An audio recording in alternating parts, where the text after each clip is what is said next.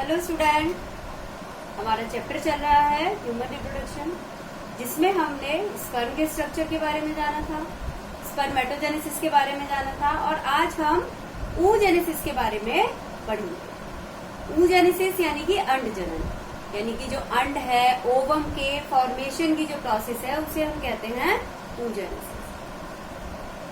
अब oogenesis और spermatogenesis में चेंजेस होते हैं, दोनों सेम प्रोसेस नहीं है।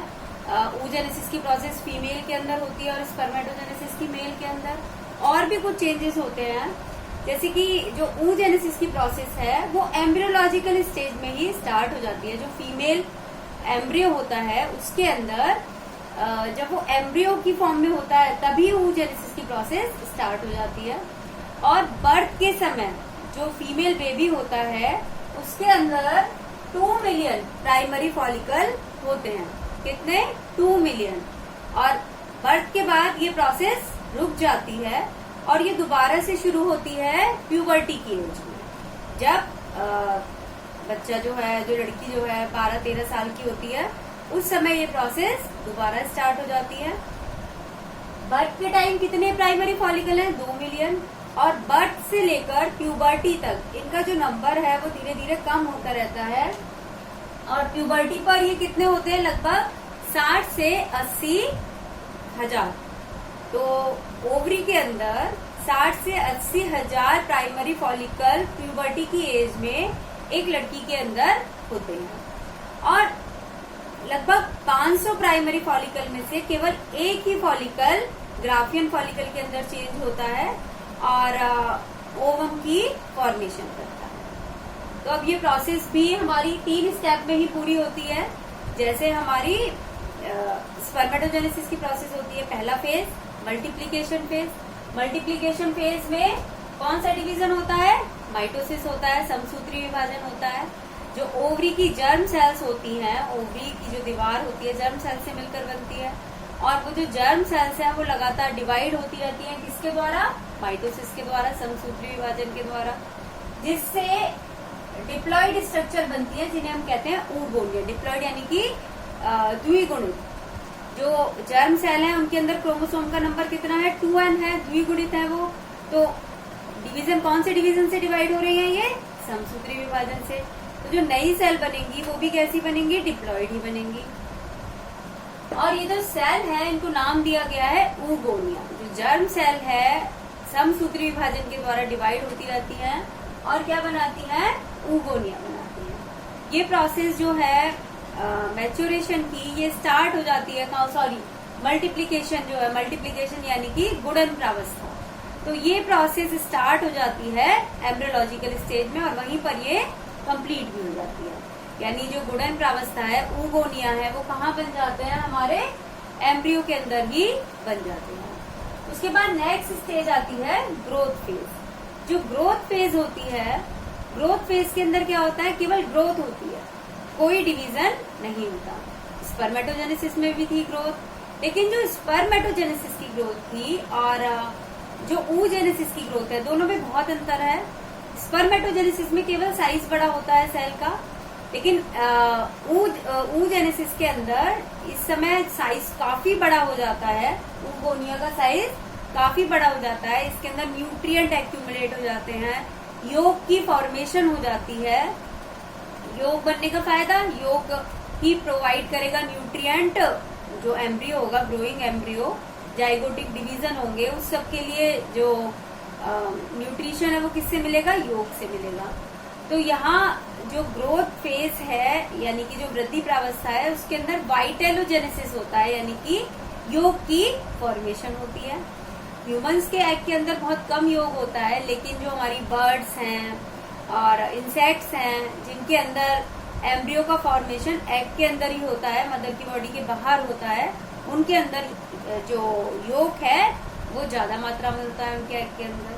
और इसी योग की मात्रा के हिसाब से ही एग अलग अलग प्रकार के होते हैं। जैसे हमारे एग माइक्रोलेसिथल होते हैं, यानी उनके अंदर जो योग है वो बहुत कम होता है। तो योग की फॉर्मेशन होती है, साइज बहुत बड़ा हो जाता है, साइटोप्लाज्म में भी वृद्धि होती है, न्यूक्लियर मटेरियल में भी वृद्धि होती है।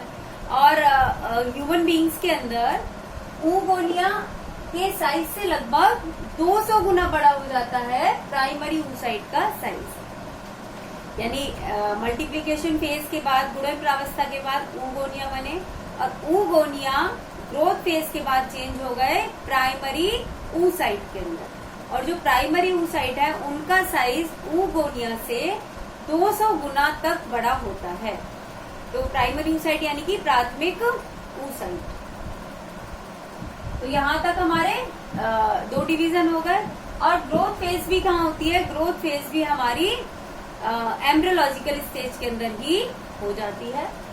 ये हमारी ग्रोथ फेज के बाद प्राइमरी oocyte बना। और प्राइमरी oocyte भी कैसी सेल है? एक डिप्लॉइड सेल है, द्विगुणित है, क्योंकि यहाँ पर कोई डिवीजन नहीं हो रहा। अब जो लास्ट फेज आती है वो कौन सी फेज है? वो है हमारा मैच्योरेशन फेज, यानी कि परिपक्वन प्रावस्था। इस प्रावस्था के अंदर क्या होता है? इसके अंदर मियोसिस होता है, अर्धसूत्री विभाजन होता है। और पहले अर्धसूत्री विभाजन के बाद 2 कोशिकाएं बनती हैं। एक कोशिका का साइज काफी बड़ा होता है और दूसरी का बहुत छोटा होता है। जबकि स्पर्मेटोजेनेसिस में हमने क्या देखा था कि दोनों कोशिकाएं बराबर बराबर साइज की बनती हैं और क्या बन जाते हैं? सेकेंडरी स्पर्मेटोसाइट बन जाते हैं। लेकिन oogenesis के अंदर एक कोशिका के अंदर सारा साइटोप्लाज्म आ जाता है और दूसरी के अंदर साइटोप्लाज्म ना के बराबर होता है। तो 2 अनइक्वल सेल बनती है। एक इसे कहते हैं हम सेकेंडरी oocyte और दूसरी को कहते हैं हम पोलर बॉडी। दूसरी को क्या कहते हैं? Polar body. ये पोलर बॉडी बाद में नष्ट हो जाती है। तो एक प्राइमरी oocyte से क्या बनी? एक ही सेकेंडरी oocyte बनी, 2 सेकेंडरी oocyte नहीं बनी। अब ये जो मियोसिस 1 है, मियोसिस 1 के बाद oogenesis की प्रोसेस रुक जाती है। इसके बाद ओव्यूलेशन की प्रोसेस होती है। ओव्यूलेशन यानी कि ये जो हमारा सेकेंडरी oocyte बना है, ये कहाँ आ जाता है? ओविडक्ट के अंदर आ जाता है। ग्राफियन फॉलिकल फट जाता है और सेकेंडरी oocyte कहाँ जाता है? ओविडक्ट के अंदर आ जाता है। और इसके आगे की प्रोसेस यानी जो मियोसिस 2 है वो तभी होता है जब फर्टिलाइजेशन की प्रोसेस होती है। यानी कि जब स्पर्म इस सेकेंडरी oocyte को टच करेगा उसके बाद ही मियोसिस 2 की प्रोसेस होगी, नहीं तो मियोसिस 2 की प्रोसेस नहीं होगी। और ये जो सेकेंडरी oocyte है हमारा डीजेनरेट हो जाएगा और इसको बॉडी से बाहर निकाल दिया जाएगा by the process of menstruation. तो इस तरीके से ये जो प्रोसेस है यहाँ कंप्लीट होती है। अब जो हमने पढ़ा कि एम्ब्रियोलॉजिकल स्टेज के अंदर जो हमारी मल्टीप्लिकेशन फेज है वो भी पूरा हो जाता है, ग्रोथ फेज है वो भी पूरा हो जाता है। और ये जो मैच्योरेशन फेज है इसके अंदर जो मियोसिस 1 है, मियोसिस 1 के जो प्रोफेज प्रावस्था के डिप्लोटिन स्टेज तक ये प्रोसेस कहाँ होती है? एम्ब्रियोलॉजिकल स्टेज में होती है। उसके बाद ये प्रोसेस रुक जाती है और उसके बाद ये कहाँ स्टार्ट होती है? ये प्यूबर्टी में स्टार्ट होती है और तभी से मेंस्ट्रुएशन साइकिल भी स्टार्ट होता है। एक बार मैं दोबारा से समझा देती हूँ इसे। जो oogenesis की प्रोसेस है ये डिसकंटिन्यूअस प्रोसेस है, यानी कि लगातार नहीं होती है। ये टुकड़ों में होती है। पहले कहाँ स्टार्ट हो जाती है? ये भ्रूणावस्था में स्टार्ट हो जाती है।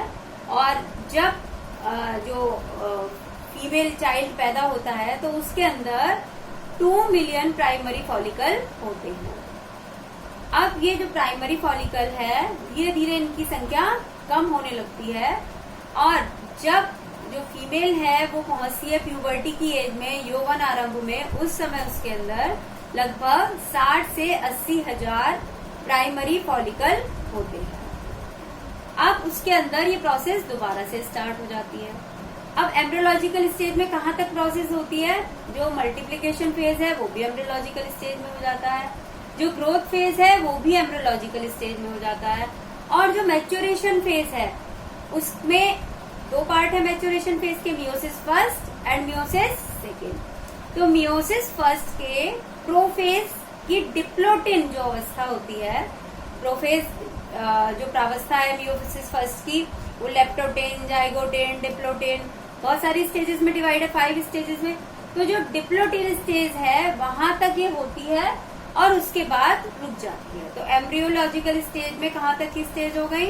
हमारी मल्टीप्लीकेशन फेज हो गया, गुणन प्रावस्था, वृद्धि प्रावस्था यानी ग्रोथ फेज हो गया, और मैच्योरेशन प्रावस्था यानी परिपक्वन प्रावस्था के जो अर्धसूत्री विभाजन का फर्स्ट पार्ट है उसकी प्रोफेज प्रावस्था की डिप्लोटिन अवस्था तक ये होती है और उसके बाद ये रुक जाती है और बाकी फिर कहाँ होती है, वो प्यूबर्टी पर आकर स्टार्ट होती है।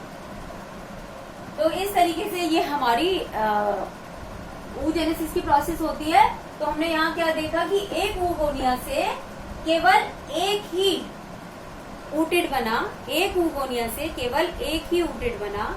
एक चीज और याद रखने की है कि जो सेकेंड मियोसिस सेकेंड है वो केवल तभी होता है जब स्पर्म टच करता है सेकेंडरी oocyte को, नहीं तो सेकेंडरी oocyte डीजेनरेट हो जाता है और उसको बॉडी से बाहर निकाल दिया जाता है। और ये जो पोलर बॉडी बनी है, फर्स्ट पोलर बॉडी या तो डीजेनरेट हो जाएगी, अगर डीजेनरेट नहीं होगी तो ये दो पोलर बॉडी के अंदर डिवाइड होगी। तो इस तरीके से 3 पोलर बॉडी बनी और एक ooted बना। तो अब हम देखते हैं कि स्पर्मेटोजेनेसिस और oogenesis में क्या क्या डिफरेंस है।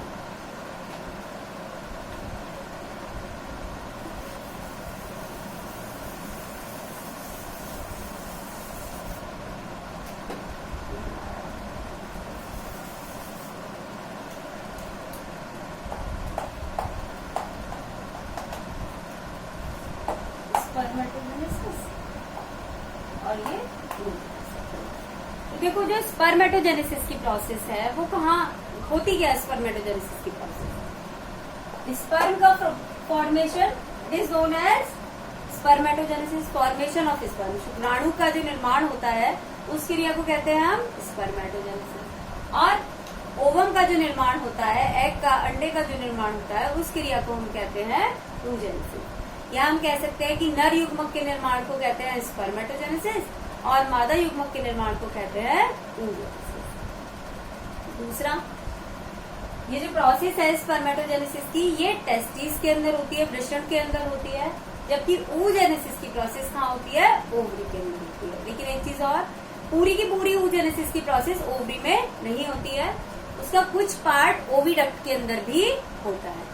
अब ये जो हमारा सेकेंडरी oocyte बना था, यहाँ क्या हुआ, ओव्यूलेशन की, अंडोत्सर्ग की क्रिया हो गई और ये निकल के कहाँ आ गया, ओविडक्ट के अंदर आ गया, अंडवाहिनी के अंदर आ गया। अब अगर स्पर्म आएगा तो जो फर्टिलाइजेशन की क्रिया है वो कहाँ होगी, अंडवाहिनी में ही होगी। और फर्टिलाइजेशन के बाद क्या होगा, हमारा मियोसिस सेकेंड होगा और उसके बाद हमारा ooted का निर्माण होगा। यानी मियोसिस फर्स्ट तक की प्रोसेस कहाँ हुई, ओवरी के अंदर हुई, और मियोसिस सेकेंड कहाँ हुआ, हमारा अंडवाहिनी के अंदर हुआ। तो ये पूरी की पूरी प्रोसेस कहाँ होती है, टेस्टिस के अंदर होती है, और ये किसके अंदर होती है, ओवरी प्लस ओव्यूल दोनों के अंदर होता है। यानी इसका most of the part ovary के अंदर होता है, अंडाशय के अंदर होता है, लेकिन कुछ भाग इसका अंडवाहिनी के अंदर भी होता है। नेक्स्ट कि जो स्पर्मेटोजेनेसिस की प्रोसेस है ये कंटिन्यूअस प्रोसेस है। ये प्यूबर्टी के एज पर स्टार्ट होती है, यौवन आरंभ प्रारंभ होती है मेल्स के अंदर, और ये जब तक वो जीवित रहते हैं यानी उनकी डेथ तक ये प्रोसेस लगातार चलती रहती है। जबकि जो oogenesis की प्रोसेस है ये एक डिसकंटिन्यूअस प्रोसेस है। ये स्टार्ट होती है भ्रूणावस्था में, स्टार्ट हो जाती है जब शिशु पैदा होता है, जन्म के समय ये रुक जाती है, यौवन आरंभ पर, प्यूबर्टी पर ये फिर शुरू हो जाती है। और मेनोपॉज एक एज होती है पर्टिकुलरली 45-50 साल के आसपास, ये जो प्रोसेस है ये फीमेल के अंदर रुक जाती है। तो ये प्रोसेस डिसकंटिन्यूअस प्रोसेस होती है। नेक्स्ट जो ग्रोथ फेज होता है स्पर्मेटोजेनेसिस के अंदर छोटा होता है, जबकि जो oogenesis है इसका जो ग्रोथ फेज है वो बहुत बड़ा होता है और बहुत सिग्निफिकेंट होता है, बहुत इम्पोर्टेंट होता है। उसके अंदर जो साइज है oogonia का बहुत बड़ा हो जाता है। देखिए मैंने बताया कि ह्यूमंस के अंदर लगभग 200 टाइम्स हो जाता है, और जो हमारे फ्रॉग हैं उनके अंदर लगभग 2000 टाइम्स तक वो बड़ा हो जाता है। अब यहाँ तक भी हो गया हमारा। इसके बाद स्पर्मेटोजेनेसिस के अंदर जो हमारा स्पर्मेटोगोनिया है, स्पर्मेटोगोनिया, एक स्पर्मेटोगोनिया से 4 स्पर्मेटिड बनते हैं, एक स्पर्मेटोगोनिया से 4 स्पर्मेटिड बनते हैं, जबकि यहाँ पर oogenesis के अंदर एक स्पर्मेटोगोनिया से केवल एक ही ooted बनता है। क्या बनेगा? केवल एक ही ooted बनेगा। वहां 4 से 4 बने और यहाँ 4 से केवल 1 बने। इसके अलावा और जो स्पर्म बनता है वो कैसा होता है? मोटाइल होता है।